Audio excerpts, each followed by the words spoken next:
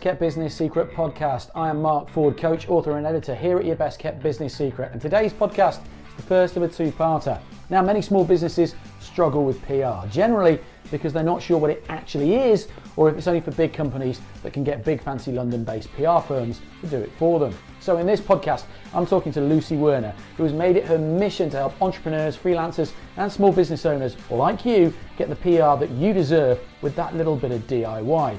And if you haven't already, please do like, subscribe or review the podcast to get the latest ideas, thoughts and strategies that you can implement into your business today, tomorrow or next week and help you get the business that you deserve. So let's get stuck in.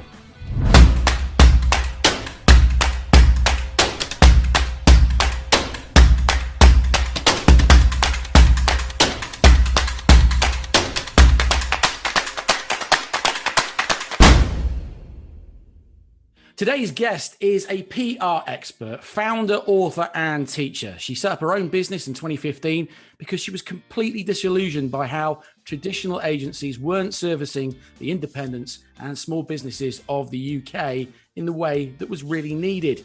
Today, the Wern is a PR and design shop for startups, entrepreneurs, and independent brands like you. The business is split across products, events, courses, coaching, and an affordable agency. In the last 6 years, she's worked with hundreds of entrepreneurs, including Jimmy's Iced Coffee, the Marshmallowist and Vinyl Me, Please. She uses her own profile to demonstrate how you can do your own publicity without spending a fortune on a big London agency or people who have dabbled in PR. She loves helping businesses like yours learn the DIY steps of PR, regularly hosting her own workshops and for other platforms such as UAL Creative Accelerator, CAS Business School, UCL and Courier magazine, as well as co-working spaces. A guest lecturer for Modern Business School, Jolt, General Assembly, and a regular on the speaking circuit across the capital.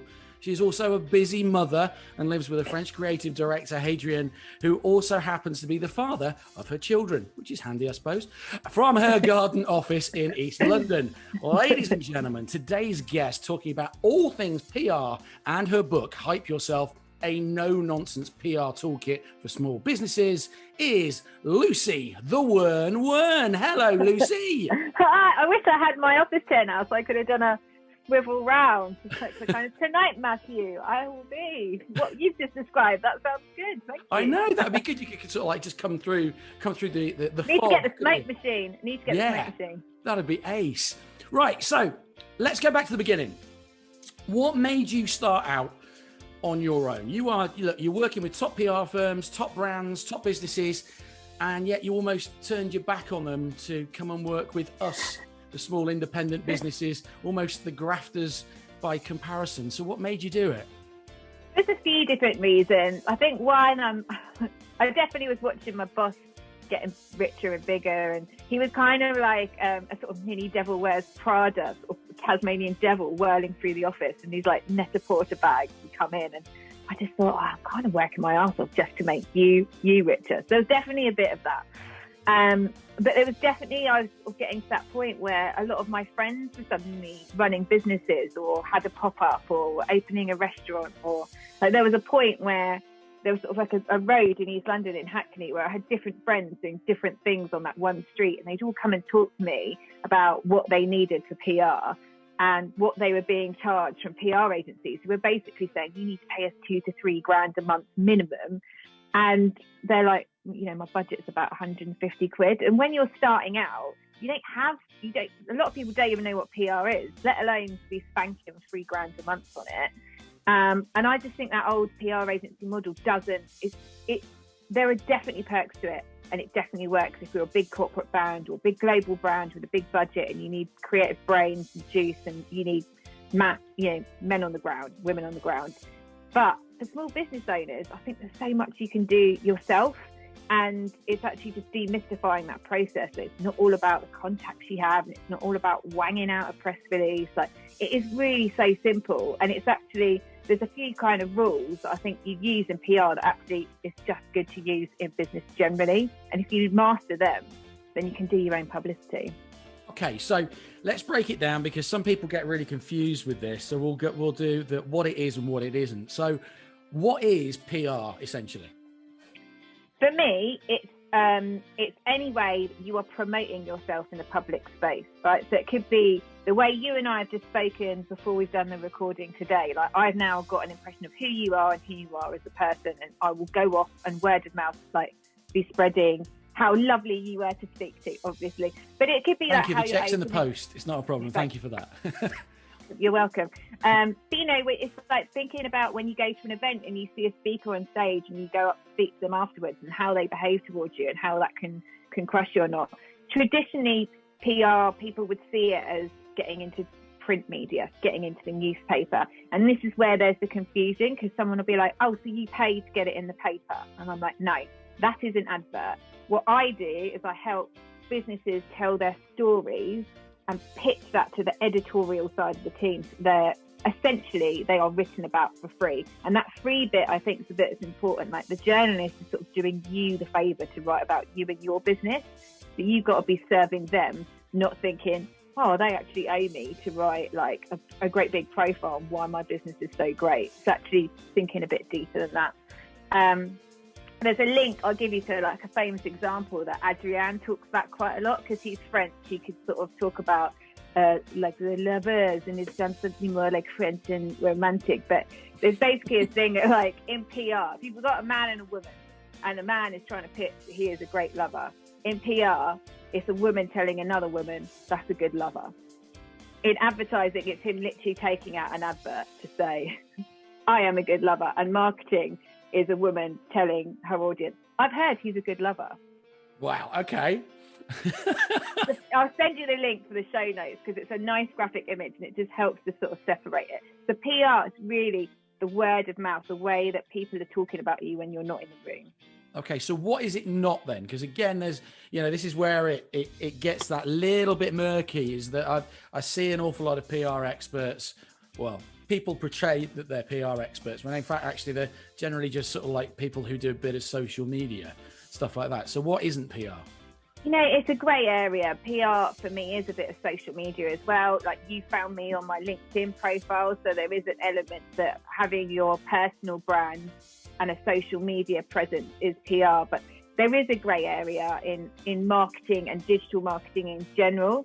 But for me, I guess if somebody is asking you to pay to speak, to be on a podcast, to be in a magazine, that is not PR. That is, you know, that is spend. And it isn't, I guess when you're thinking about marketing, it isn't necessarily your email marketing or your newsletter. But for me, I arguably use those tools to amplify my PR profile. So it's hard to sort of distinguish really, but I basically just say it's how you promote yourself without putting any ad spend behind it. I mean, it's quite interesting, because it's almost like an entire industry that's been born out of people paying for stuff, and then they class it as PR. So a really good example is that there's an awful lot of networking events, you know, when life was normal. There are an awful lot of networking events that, you know, if you wanted to go and speak and they were sort of like saying, oh, you'd have 1,000 people at this event or something like that, that would then say, yes, you can come and speak at this event, but it's going to cost you 700 quid to come and speak at this event. And it's almost like, or there are like magazines that have said, yes, we'd like to do an editorial, but it's going to cost you $2,000. That's not PR. Is it? That's not PR. And for me, like, I'm quite strict on, if anybody asks my advice on that sort of thing, I'm like, no, do not spend your money on that stuff.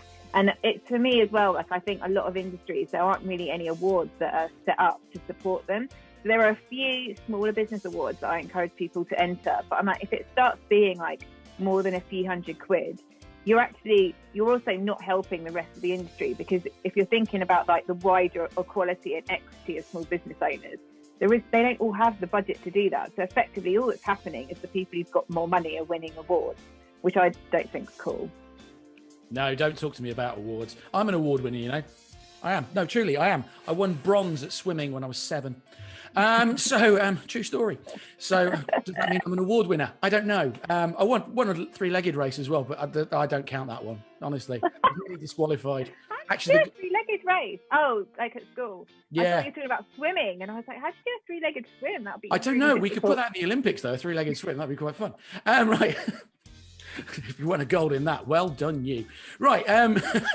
So I'm not going to go through all the book, but I'd like to point out, honestly, if you're watching this, obviously you can see that I have actually got a physical copy of the book. And I came across this several weeks ago and then wondered how the hell I hadn't come across it beforehand. And I'll put the links to Amazon to go and get a copy. Really, if you're a small business, trust me, you need to delve into this. It took me less than 2 days to read, cover to cover. I'm going back through it. I'm doing an awful lot of what Lucy has suggested, and I'm not just basically sucking up to her because she's on here, but it's actually true that I am doing it. So I've even got spreadsheets and everything. It's weird, right? And I'm not even a spreadsheet guy. I hate spreadsheets. So you must have done something right, Lucy. So we just want to sort of like talk through some of the bits that are in the book. And I'm just going to sort of like just touch on some of the bits in the first 2 chapters because I think it sets it up really and gives some people some real good ideas. So when it comes to PR, talk us through the idea of having some actual business objectives to PR, because when I talk to people, it's very evident that people just go, I need PR. Yeah, what for? And then they look at it blankly. So it's a case of what do you think businesses should be looking at when it comes to business objectives? Yeah. So like obviously my background is big agency. So in big agency you start with strategy, and it seemed really bizarre to me that small like freelancers and small businesses weren't taking the same approach. So for example, if you're a fashion brand and you're like, I want to be in Vogue, and it's like, why? Because you want to have kudos, because you want to say you've been seen in Vogue to look better, because you want to drive sales, because you can probably get into Vogue. Is it going to be a silver bullet for your sales? Maybe not. And that's the problem. I think a lot of people think that PR is a free way. It's going to save their business, and they're going to get press coverage, and they're going to sell out overnight, and then they don't have to worry about spending on Facebook ads or on advertising. And it just doesn't really work like that.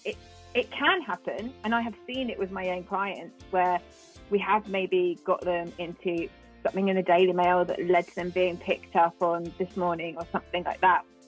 And it can do that, but it's not a guarantee. So really it's taking a step back. And in some cases, somebody will say to me, like, you know what, I've got hardly any budget, hardly any time. The pressure for me right now is I'm launching my online e-commerce platform and I need to get sales. And I'll be like, okay, so don't spend money having PR coaching with me. Go and spend it on digital marketing or ad spend, because right now you just need to get numbers through the door. Later on, you can worry about raising your profile. So it's also a bit like, I'm not saying don't invest in PR. I obviously have built my business on it and I love like people doing it, but it's not always necessary. So yeah, if you're cash poor, time poor, and you need like quick sales hits, PR is a long game. It's a brand building piece. It's like the billboard.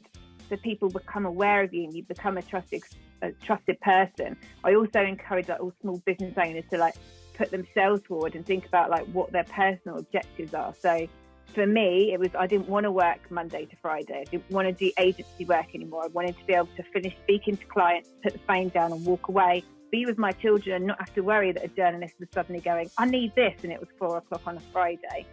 So it's thinking about how you want your business to look like and getting your publicity to support that accordingly.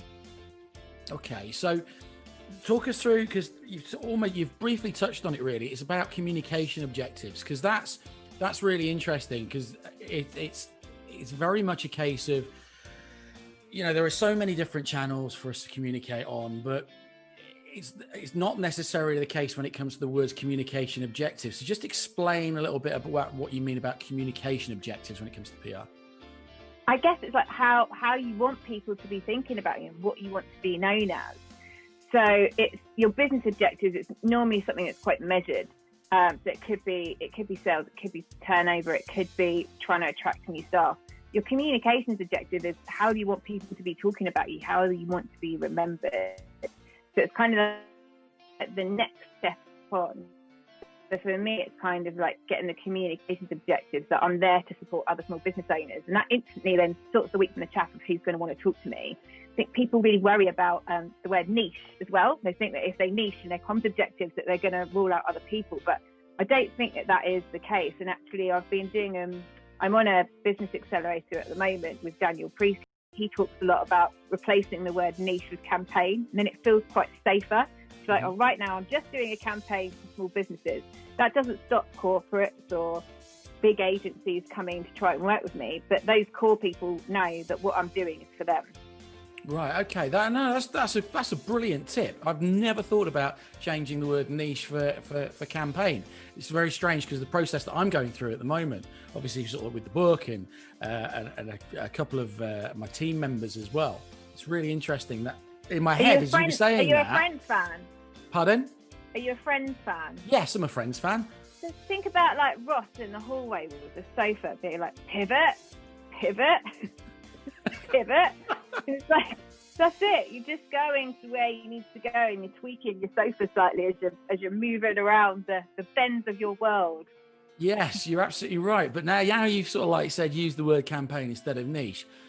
Yeah, suddenly my anxiety level has dropped. So that makes me feel so much better. That's brilliant. You talk about something in the first part of the book that I'm very, very pro on, and I'm a massive fan of Simon Sinek, and I've probably made half a career out of what he's been talking about, if I'm totally honest. But talk us through why you think the reason why is so important when it comes to your PR. You know, I've been really delving into this a lot at the moment, across sort of multiple different ways. I think there's actually a lot of stats that companies that have a bigger purpose do well. I also think it's really getting down to the truth of why you're doing what it is that you're doing in the first place and who you care about. And I think especially in the pandemic, it's really important to dig out, literally pull out that old box of what your mission statement was, or what your reason was for doing a business in the first place, and seeing if you're in line. Because ultimately, as small business owners, we are doing what we do day in, day out, and it needs to be for servicing our soul and for the greater good. So when it comes down to sort of like your why, I guess it's just, there's so much I could say about it, so it's hard for me to kind of like wrap it up succinctly. But I guess ultimately it's so that the way you're promoting yourself is authentic. People can see through. Can we swear? Yeah, of course you can. Yeah, hell yeah. We can, like you and I were saying just before we recorded, there's so much shit out there, and like people eventually will see it. They might not always see it immediately, sadly, but they will see it. So when I'm saying like I genuinely care about supporting small business people, that's not a marketing line. Like, that is because I didn't care about promoting wine that was 5.5% with an ex-member of Eternal as the face of it, or promoting e-cigarettes. Like, that did not make my soul sing. But when I worked with general small business owners and they suddenly call me up, or they suddenly DM me and say, I read your book and I got in Wired magazine, I read in your book and I got on BBC, like, that is like, for me, that is the best feeling in the world, that I've managed to impart some of my knowledge and help people. So I feel like with all small business owners, the reason we're doing what we're doing is because we found a gap in the market, or there was something not being served, or there was a true calling that made us want to set up our small businesses in the first place. So when you're always underpinning that with your why and communicating that, your audience is going to connect with you and they're going to want to work with you. I think you're right. I absolutely think you're right. And I couldn't agree more with it, because I think the pandemic certainly made me go and take a look back at my mission and my sort of like my vision, almost so much so that in the last few weeks I've really made it quite concrete, to the point where on a very personal level, as me as an individual, I want to help over 100 businesses, small businesses, every single year have a better business that their hard work truly deserves. Now, on the flip side of that, you've then obviously got the small business platform, which this will be appearing on. That has the potential not to just help 100 businesses. That has the potential to help 1,000, 10,000, 100,000 small businesses have the business that their hard work truly deserves. So I think the events of the pandemic have certainly made an awful lot of business owners, and I know some of the business owners I was talking to, go back and take a look at why they are doing what they're doing, because it's not easy. And it not being a monetary number as well. Like, I think there's this sort of thing of like, you know, become a 6-figure business or become a 7-figure business. And it really doesn't mean anything, because you know what, like, it's just turnover. And if you've got a bunch of staff and all the other resources, it's not touching like what the profit is. And for me, and I talk about this a lot on my feed as well now, like, for me, my wealth is having time to spend with my kids, because I didn't have that when my parents worked their nuts off when I was a child. So for me, it was really important that like I could have that balance with my partner at home, and that we didn't just sort of fulfill these gender roles, and that we could have the balance in the home for the children. And, you know, I'm very privileged to be in that position. But for me, the pandemic didn't really change people needing publicity. If anything, it kind of meant that people didn't want to spank loads on massive PR agencies anymore. And we were suddenly in a bit more of a unique position to be like, actually, well, we're doing something quite affordable. Yeah, absolutely. Okay, you and me, right, we are so on the same page with that. I'm absolutely loving it. I feel like this is going to be more than just today, isn't it? Absolutely, very much so. So why should you, and I love this, why should you have a communications calendar? Now, there are key dates and stuff like that. And do you know what? When I was looking for key dates for sort of like small businesses, like Small Business Saturday and stuff like that, there are some really strange ones out there. I've got to be honest. I know there's a hairdresser that I know pretty well, and she's a redhead. And it's not until I went through looking for sort of like certain dates and things like that, that I found out that there are actually 2 days, November the 5th and a day in January, which is called Love Your Redhead Day and International Ginger Day. So honestly, there's just some really weird things. So how important is it to actually have a communications calendar? I think, like, I always encourage people to share a bit of their personality. And I think people hear the word personal brand and they think it means, oh, personal, I've got to share pictures of my partner and my kids and my private life. And it's like, no, it's actually just about giving a little, I say, like, it's like showing a bit of your anchor of who you are. And so National Calendar Day is a really good opportunity for you to be able to piggyback off that and use it as content for your social media.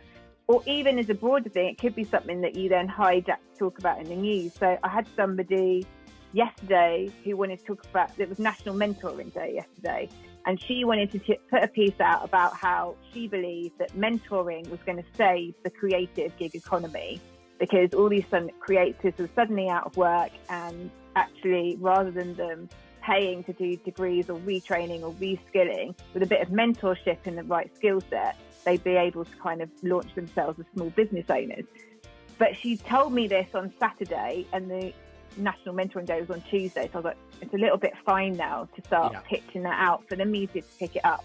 So that's why, like, having an idea of what's coming up in advance, you can pitch it out accordingly. So quite famously, if you own a product, it's Christmas in July for the long lead magazines, because they're working 3 to 6 months out. You're talking a weekly magazine, they're still probably working about 6 to 8 weeks out. Even if it's a Christmas gift guide, it could be a few months before. And I've actually known, like, historically, I remember once I had media training when I was quite young in the PR industry. I was really cutting my teeth on it. And they would literally have supplements written ready for, like, when celebrities were going to die. So, like, they had one for ages on the Queen Mum, and, like, he was like, I don't think she's going to, we've, like, written it all, and she's not going to die. And then sadly she did, but he was obviously, like, thrilled, because, like, we were ready, like, the next day to go out with it. So I think it's also, there are things like anticipating royal death. That's not cool. But like anticipating what could be happening culturally. And I think, you know, I'm going to keep sort of, I know we want the content on a podcast to be evergreen, but we're in the midst of sort of, for context, if you're listening to this far ahead in the future, we're sort of in between first and second waves of pandemic. And for me, I'm sort of encouraging people right now to start thinking about, like, we're going even more into winter. We're probably are likely to go even more into a deeper lockdown. And what can you be doing as a business to sort of hijack that? And moments of positivity and happy days and calendar dates where you can be flipping that to talk about your business and maybe what you're doing in the community is really welcomed right now, because we don't want to be reading about doom and gloom all the time. We want to be hearing light-hearted stories. So it's actually sort of sharing sharing as much as you can about what your business is doing and finding those calendar hooks. Okay, and it leads me really nicely into sort of like this last question for part one of this podcast, because there's going to be two parts because we've got a stack to get through. How important is it to have crisis Q&As in the current climate? Yeah, because when I saw that chapter title, I went, but I'm a small business. What kind of crisis could I be in? And then I'm sort of like sat there reading it going, oh yeah, that one. So how important has it been for businesses to have a crisis Q&A? You know, I was asked a question the other day. Somebody asked me if I could rewrite the book now, because I obviously wrote it a year and a half ago. What would I change? And I said there was two things. One, I would have talked about diversity and inclusion more in your PR, because I kind of neglected it. And actually, I feel like it's something that should underpin all businesses. And the second thing was crisis PR, because I just sort of put it in as an afterthought, because one of my other PR pals was like, you should maybe like nudge this. I was like, oh yeah, I'll just mention it a bit. And obviously now everybody globally, this isn't just like UK, everybody globally who's a small business owner is in crisis. Whether your business is doing phenomenally well or it's really struggling and you had to make furlough or redundancies or bankrupt yourself, we're all facing some kind of crisis communication. So yes, in answer to your question, it's really important to have a crisis Q&A and think about what the eventualities could be. And it's not just, nobody can necessarily predict a pandemic, but what happens if your website goes down tomorrow? Have you got something pre-scripted to go out to your members? You know, what happens if there's a data breach of your customers on your newsletter template, newsletter database? You know, just think about the things that we could probably anticipate that are probably never going to happen. But in the eye of the storm, the last thing you want to be doing is firefighting with some words of what you want to say. And the other reason is, when we are in crisis, typically we are emotional, and we are not writing our best copy when we're emotional, especially if we're under attack from our customers or consumers, or, you know, we're having tech issues or something. Writing a calm and considered approach is not going to be up there. And actually, part of the reason that small business owners are great is because they're so agile. So with corporates, when they make a mistake, they can't typically turn it around. There's an example I do cite that's actually Marks and Spencer, where they put out an ad campaign about bra sizes, but they were charging more for women who were larger, which obviously caused outrage. So the next day they took out a full-page advert with a set of boobs saying, "We boobed." And they basically put their hands up and were like, yeah, we this up. And I think sometimes when somebody immediately goes, yeah, I got it wrong, I'm going to change it, and this is what I'm going to do to change it. It might take me a bit of time, but I'm going to be on it.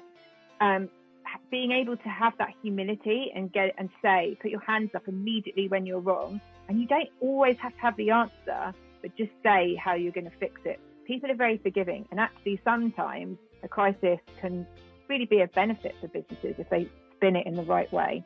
Well, if we go back a couple of years ago, Kentucky Fried Chicken, when they had massive chicken delivery issues, yeah, they changed KFC into FCK, which was just genius. It was absolutely genius, and everybody went, "Oh, it's all right. It doesn't matter."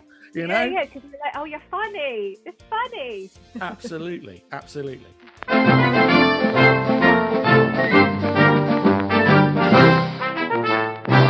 How many knowledge bombs are there in there? Seriously, wow, honestly, massive.